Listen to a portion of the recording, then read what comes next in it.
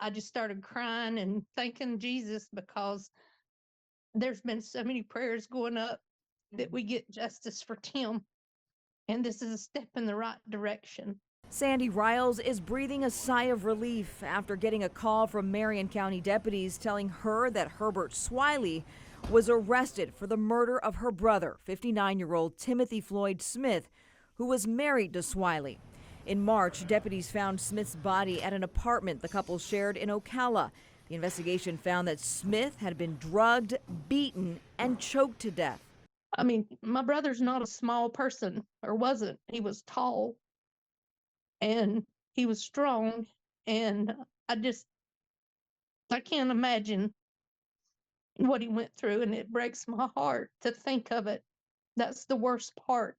Investigators believe Swiley took Smith's body from their home to an apartment they also shared and staged a fake crime scene and then tried to destroy evidence with household cleaners.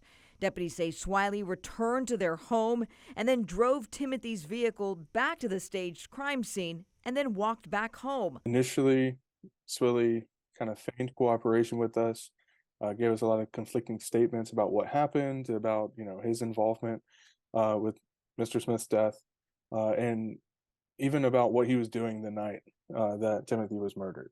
He claimed to be sleeping, but detectives determined that that was not the case. Deputies pieced the details together by looking at nearby surveillance video, tracking the various locations of Smith's cell phone, and then talking with people who knew them.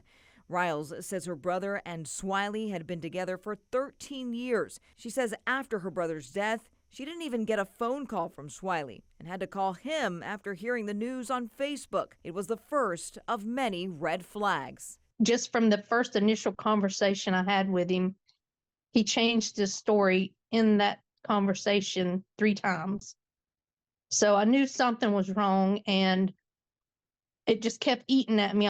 Deputies say there had also been a history of domestic abuse, that Smith had been previously abused by Swiley, and that Smith was trying to leave the relationship just before his murder.